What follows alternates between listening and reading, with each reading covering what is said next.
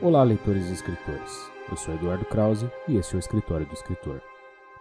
Hoje vamos conversar sobre um tema que é um dos meus favoritos quando falamos de fantasia: a magia. É bastante comum que histórias de fantasia sejam recheadas de magos poderosos, feitiços e encantos capazes de alterar completamente as fundações do mundo onde a história se passa. Mas será que a magia em todas essas histórias é a mesma? A resposta curta é que não. Mas para buscarmos a resposta elaborada, precisaremos conversar sobre sistemas de magia. Eu sei que o termo pode parecer complexo em um primeiro momento, principalmente se você nunca ouviu, mas eu te garanto que o conceito é bastante simples. Sistemas de magia não são nada mais do que uma ferramenta utilizada por autores para categorizar a magia dentro de uma história. Neste vídeo, vamos utilizar as definições criadas pelo autor norte-americano Brandon Sanderson, que divide a magia nos livros em duas grandes categorias: a categoria Hard e a categoria Soft. Falaremos primeiro sobre a categoria Soft. "Você não pode passar", disse ele. Os orcs estavam quietos e fez-se um silêncio mortal. "Sou um servo do fogo secreto que controla a chama de Anor. Você não pode passar. O fogo negro não vai te ajudar em nada. Chama de Udum, volte para a sombra. Você não vai passar." Talvez você reconheça o trecho acima como uma passagem de O Senhor dos Anéis, de Tolkien, considerado por muitos como o pai da fantasia moderna, e também um ótimo exemplo de sistema de magia soft. Enquanto Gandalf, o Cinzento, enfrenta o Balrog nas pontes de Khazad-dûm, e mesmo antes, durante a travessia de Moria, o mago se utiliza de magia diversas vezes, realizando feitos como criar chamas, proteger portões, produzir luz, entre outras coisas.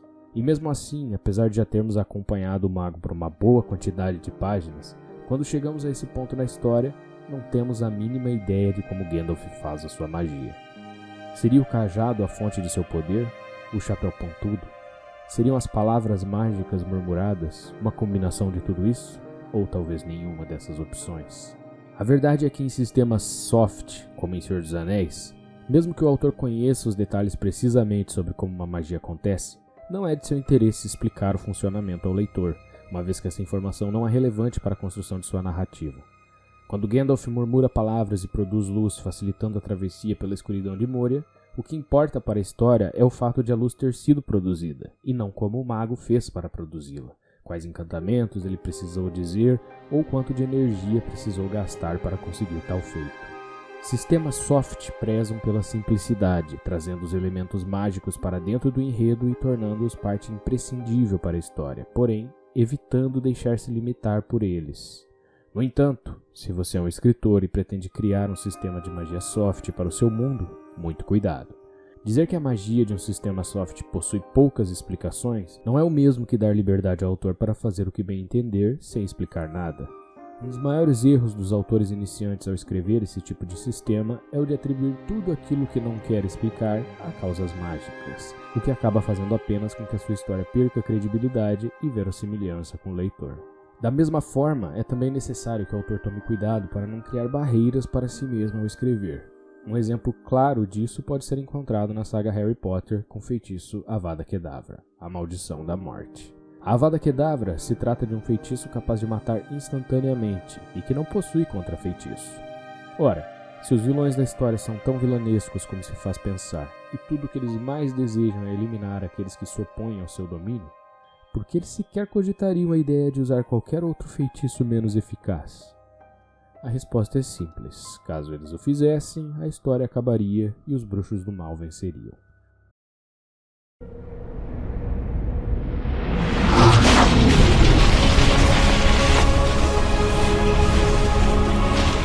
Portanto, como fica óbvio no caso de Harry Potter, nem mesmo as obras mais famosas escapam de certos erros, e cabe a mim e a você, como autores, aprender com estes erros para não os repetir.